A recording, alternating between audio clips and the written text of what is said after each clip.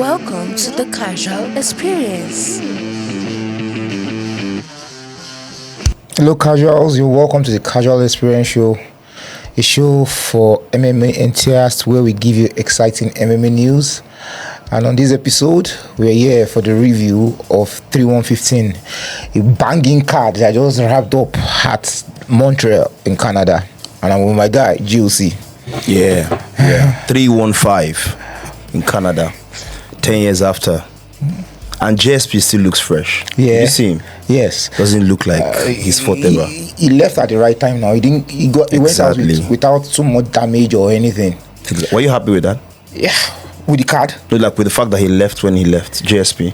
GSP is a thinker now, and he thinks right, and he has a good team around him. He's always listened to good people around him, and he knew the right time. He wasn't enticed by money. He's just like Khabib. He wasn't enticed by money to stay or the glory to stay. You know, some fighters stay too long. Yeah, and we can churn off names of fighters that stay too long off our head. Ferguson, and they enter from Hall of Fame to Hall of Shame.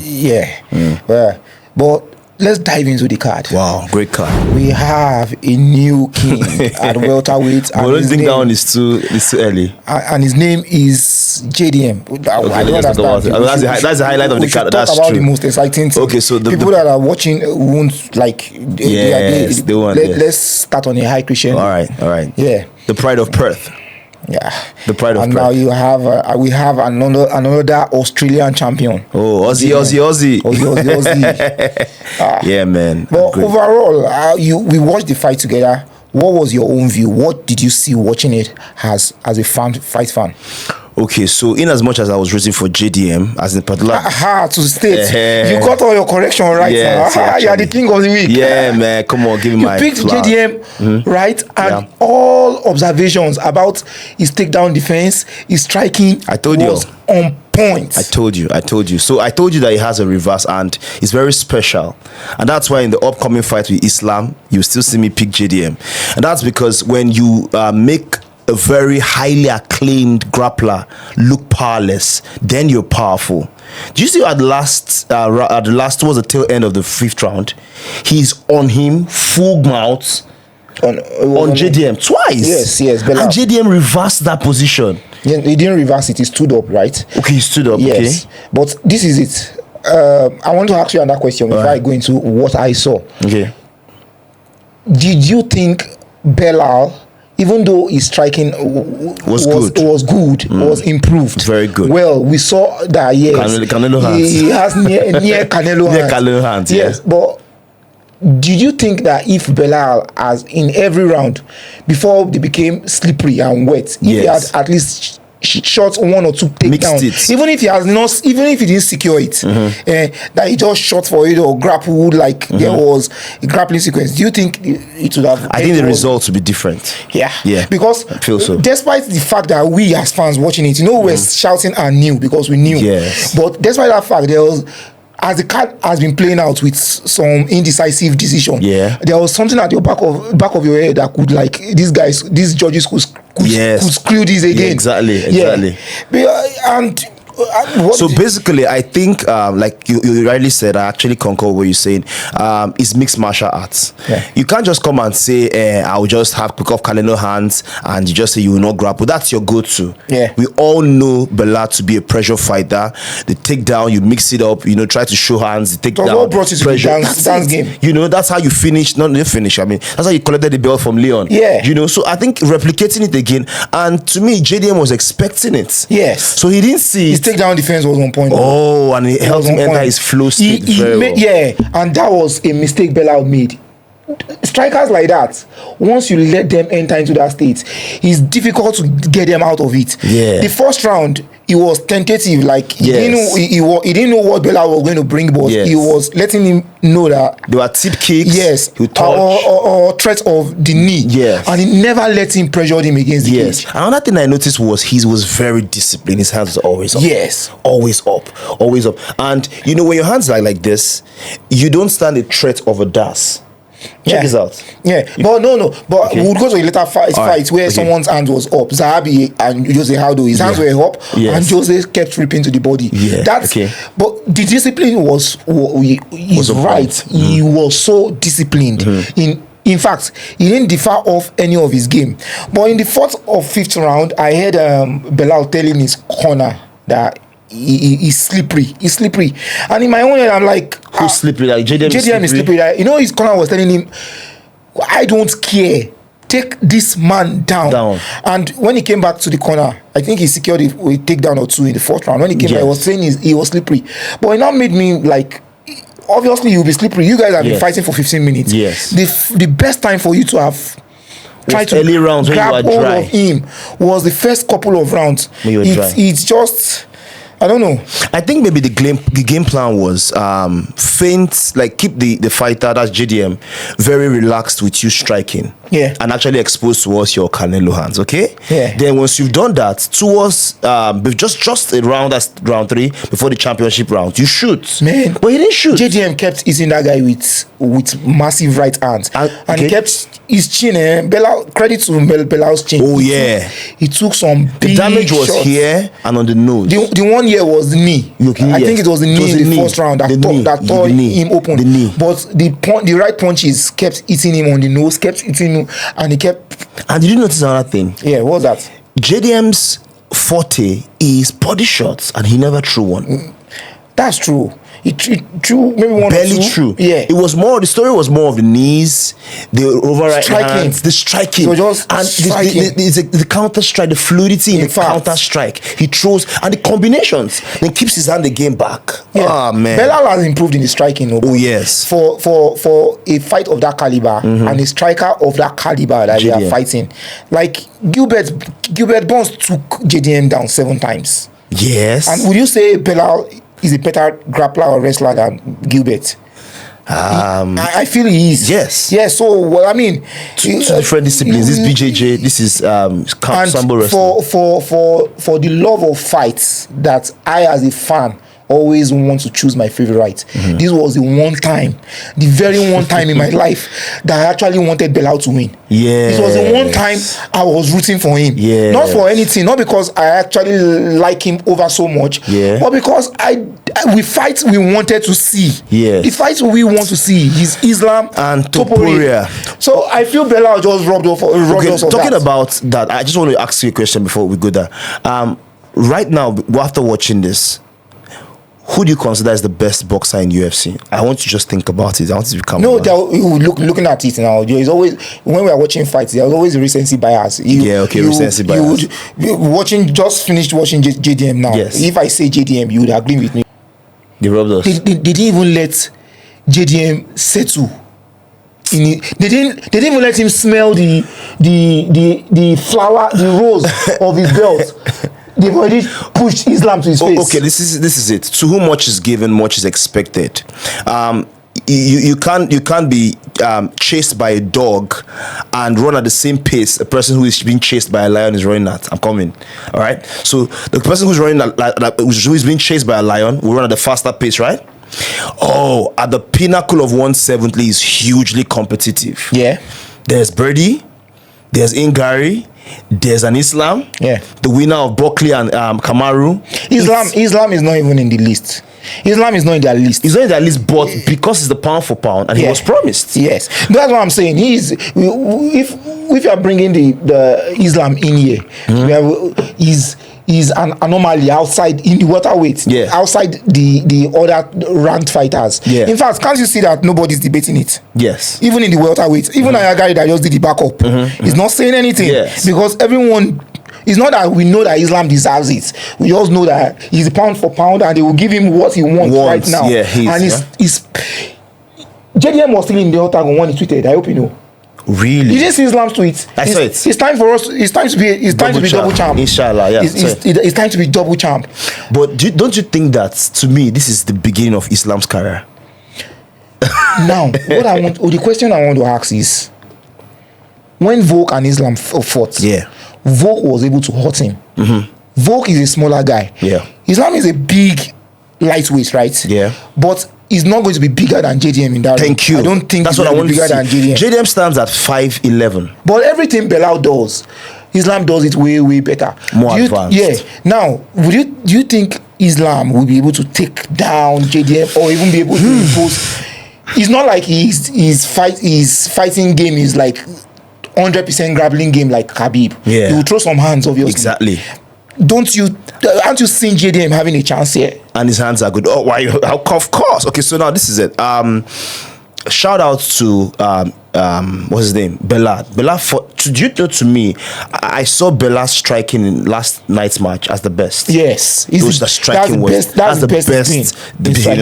Okay, so shout outs to him. I want to ask you a question before I answer your question. Belal striking last night and Islam's striking in his last fight, which is better?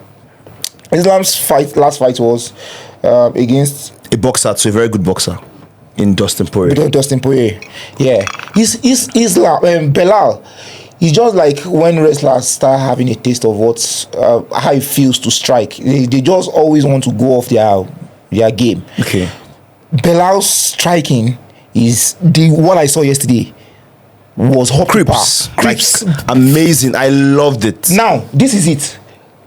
If Islam, I'm sure Islam isn't going to do that. If Islam wants to stand with JDM and strike, do you think his striking is as good as JDM? Of course, he can't even stand. So why I asked you that question was, since you actually gave me the answer I wanted to give me, which is, I mean, we saw a very nice, best version of Belal's boxing. Yeah. I think in that fight, Islam doesn't stand a chance. I'm not just saying it like bear. I'm saying it with all due respect to the pound for pound, but it's going to be a very hard night. I think it's going to be Islam's toughest fight. I believe so. Because you're dealing with a guy. I believe it's an harder fight than Islam to Poirier. Yes, you're dealing with a guy who neutralizes grappling. Yeah. Who, if you're in a clinch, he can reverse. Yeah. You saw the clinch, he reversed. Yes. And get the double underhook. Then also on the ground, I was even thinking that Belal has a chance to finish him in the 5th round. But if Islam takes you down that way Belal was able to take JDM down, you think JDM stands up? Let me tell you the truth. Islam's go-to is dash choke. Dash choke and anaconda choke. Head and hand and neck choke. But how can you do when somebody is very defensively disciplined with his hands? Wow. It's difficult. It's such an exciting fight. And that permutation, now they've opened the floodgate of permutations. Yeah. There'll be several and diverse opinions, permutations. Like all over the internet, I see experienced analysts. Michael B's been giving his own opinion. DC from the ringside. That's the Islam and JDM, right? Yes, and even this fight. This fight has opened up a lot of permutation. Now, Ilya and Charles will be in the books. Yeah, in the books for International Fight Week. Yeah. What do they fight for? What do they really fight for?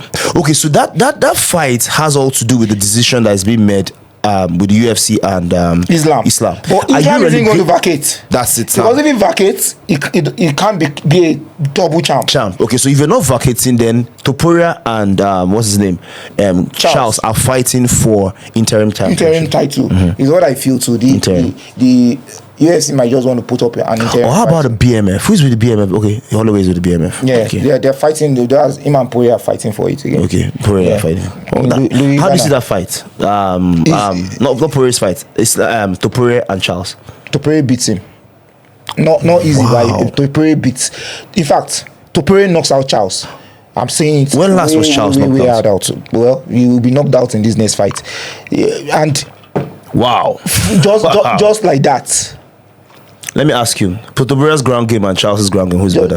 Now, Charles, you can't compare that. Now, everyone knows that Charles has a superior ground game. So what if his chin upholds and... Let's talk about this fight. Right. Belal, all of a sudden, I don't know, maybe it's the nickname he chose. They remember the name. Yeah. I've chosen that. I think he's psychologically being defeated. Because now, just like that, he's just first finish and everybody's forgotten. He's been forgotten. In the next, do you think, in fact, for him to have a title shot again, he would have to go on that mad run. He was so forgotten that normally ex-champions are given opportunity with the microphone in the octagon. They didn't even give him a title chance to fight. To even speak. Poor Belal. to speak. When Strickland lost to Dricus, former champ say something. At least Strickland spoke. Yeah. Belal didn't speak anything. Terrible. But I just feel like Title run again. The fight He's Islam, 36, so. No, not Belal. Islam JDM. For if Volk, obviously Volk and JDM are Australian. Volk will be giving him, and Volk has spent a lot of time with Islam in the Craig ring. Jones is usually Yes. David David Craig. David, Yeah. Is it Craig? John Craig. I know the guy. I know there's a Craig in it, man, Yes. and he's a good grappler. So, Is there? Now, if Volk could hurt Islam, I feel JDM will also have a game plan for it. Exactly. It's such an exciting fight to look forward to. Exactly. And then my own female goat, Valentina Shevchenko. Yeah. She retained her title and showed that she's the best. And she's always been the best at flyweight. What do you think retained that title? Yeah. IQ? In fact, just a superior MMA athlete. It's just more than that. Because Manon came to fight. Yeah.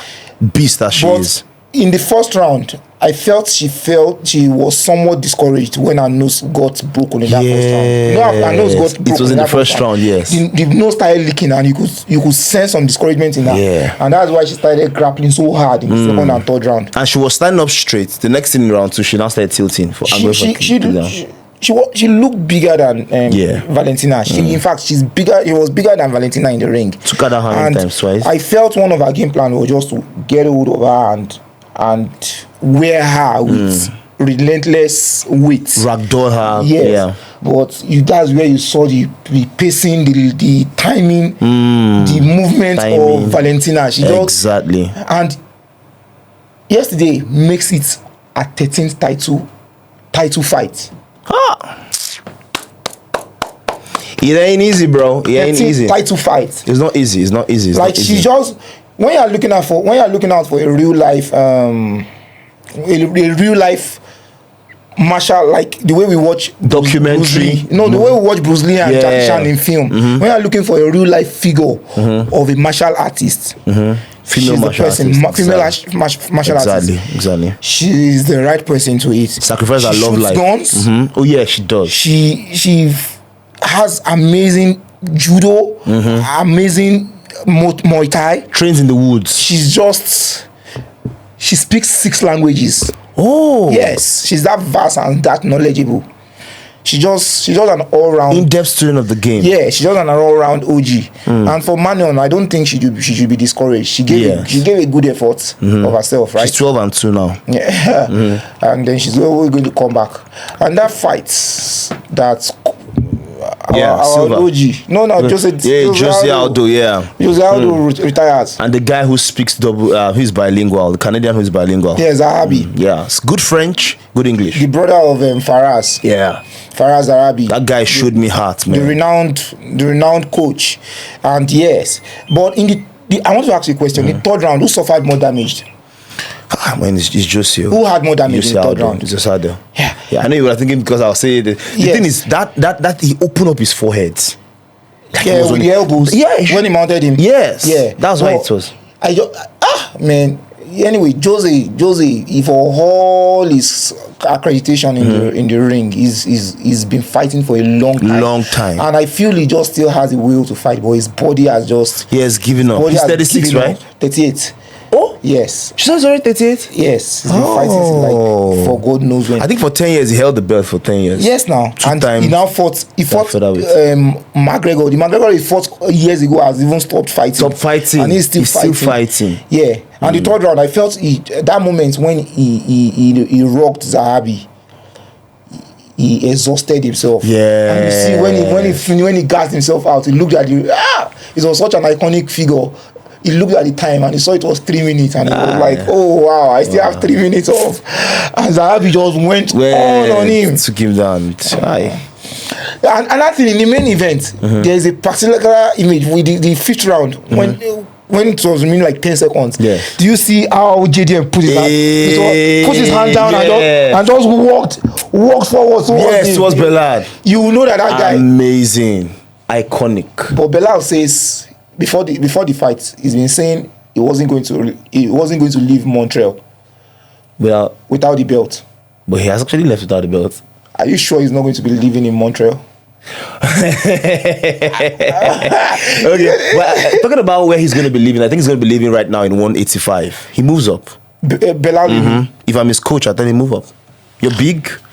Yeah, you've done your assignments. You're on an 11-win streak. And you can't find this hungry. If he goes up, he even creates that kind of buzz and excitement for him. Yeah. Because no one is going to give him a chance. After Islam fights JDM, whoever wins, Brady's next. Brady or Gary is next. Yeah. And if Shafkat come into the mix, you see, it's congested. I don't think Belal ever sniffs it. Kamaru is even wanting the throne again. Yes, Kamaru even goes, but Kamaru with his name goes above Belal. If with his name, yes, with his name. So I think the best bet for him, let him go. Best move for him right now for him to move. Let him go and fight another ex-champion. Yeah. And overall, the card was an amazing card. Amazing. How do you see this lady, Sylvia? She won Grasso. Yeah. So her speed, her pace, her leg kicks. It was just the way we said the fight was going to play out. She was just faster. Just faster. How do you see her fighting? Because she's going to fight Shevchenko. You think? That's yes, it now. I think they give her Shevchenko. Shevchenko, the only thing that she has against her is age. And if that isn't put in a factor, or if that doesn't wear her down, I don't see anybody beating Shevchenko. Yeah, because I feel but that wasn't even the fight. That wasn't even the fight they were talking about after the fight. Okay, the fight they were talking about was Willie. They were suggesting her and Willie, and she made mention. I don't know whether it's in the interpretation of her English or of her words into English. The way it resonated is like she's fearful of that fight. I know she's not like she's afraid of her, but the interpretation of it came out like she's fearful of that fight. But let's analyze it. Willie is a bigger fight, pay-per-view, in terms of business. And they're just the two best martial artists right now. Actually, no argument about it. Yes, correct. So, and UFC would always do business that fetches them more money, more revenue, and bring more numbers to them. And Willie and Valentina would always give more revenue than Natalia Silva. Yeah. And overall, it was a massive card. Interesting and card. The main events lived up to the hype, the expectation. Sorry to guys like you are rooting for Belal. Yes, I was rooting for him because I just felt I wanted the Ilya and Islam. I wanted it too, because all I feel is anything that makes Islam go up now is not coming down. He would not vacate the belt. Is after he's won the double champ. If he wins double champ, that's if he wins JDM, because Ilya and Charles are going to fight before JDM will have to take some time to recover, right?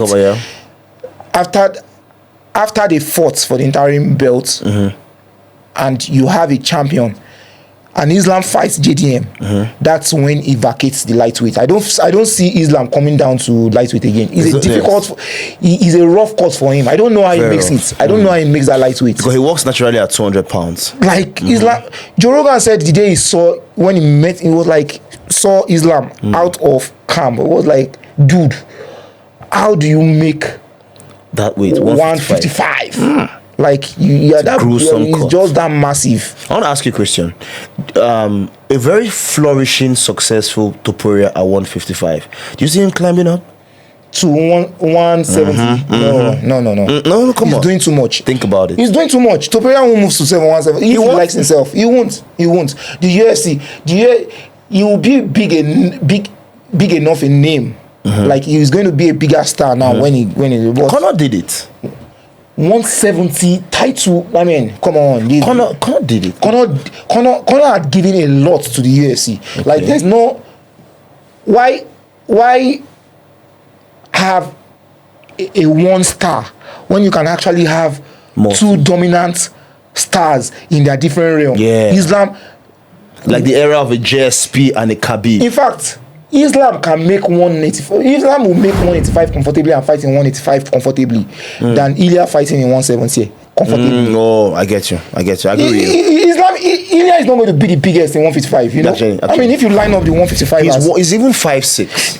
5'6". Yeah. Yes, 5'6". About the height of Volk. He's not that bulky. Did you hear of Rob RDR? Who's that? Oh no, I don't like they that. They fixed the fight. He's agreed. July. They're fighting July. Rob Whittaker. And I don't like that fight. But he called out Strickland now. Yeah, but they've agreed the fight and they're fighting July, and it just shows the heart of Whittaker. He's just ready to take any. Why will Whittaker take that fight? You think it's not going to be easy for him? Yes. You think RDR beats him? I feel so, bro. But you know, Rob always has the way of proving the points when he's at his down low. Yeah. And what he does, especially when he's at his low, is he takes the hardest fight that no one gives. Let's entertain both sides. That no one is. What happens if Rob wins? What happens if RDR wins? Rob, if he wins, it does nothing. It really does nothing for him. He's just taking a star that is shining at the moment. Okay. That's why he just wants to reclaim his star back because name, power, ranking, he has all that over RDR. Okay, so what if RDR? What if RDR wins? He does more for RDR than Rob. Yeah. Because Rob is a bigger name. He has bigger numbers. He has the bigger accolades than RDR. In fact, I can say that RDR beating Rob does more for him than RDR beating Strickland. Oh yeah. Yes, because Rob is a more celebrated champion. Yes, champion than Strickland. And yesterday in PFL, their Europe round. Paul Hughes won. My guy. Paul Hughes won. He won first round, left hook, title, and he called out Usman Nurmagomedov. To me, I was even wanting that fight before this one he took, but I don't know. I like that Paul Hughes. I just wish the future corner. When it comes to UFC, which weight class do you think he fights? Lightweight. He fights in lightweight. Okay, because I think in PFL there are fighters. It's the same weight class. They have because Fabian fights at Fabian fights at middleweight. Edward's brother. Yes. Yeah, he's a big middleweight now. Okay, he's big. He's a big middleweight. And then next week we're going to be having Gilbert Burns and Morales. Yeah, how do you see that fight playing out? They're just feeding, guys. Yes, they are feeding Gilbert. Yeah, this young guy, and I feel the guy's going to beat him. Yeah, but we have a preview of it. The guy is undefeated. We have a preview of it on Tuesday, and well, it's exciting times for both lightweight and the welterweight. Right now. Yeah. Like now, they're the two weight class bombing. You know, we said about it now. We said that 315. What the result decides the destiny of lightweight and welterweight. Yes, guys, when are they listening to us? So instead of you always young, we dey young. Better things. Yes, now if people can actually listen to our hands, well. Very interesting. Guys, forget that we say we are casuals. We actually see these fights and we predict. Yes, and we predict these fights accurately. So please, whenever you watch and you like a thing, kindly subscribe to our channel. Share our link. Yes, share our links. We are doing big things, and we're wrapping it up. Yes. I want to ask you one last thing. It was rumored that Thomas Pinot was asked to relinquish the interim weight. I was very pissed. Relinquish it? Yes. For what? That's like, you just drop it, you vacate it. I'm like, why should he vacate it? John Jones has been docking him. Let's talk about that. Why has he been docking him? No, why are you keeping his statement? If they tell him to vacate it, there has to be a reason. It's because they want to give him the undisputed. That's the only reason. Only that makes sense, right?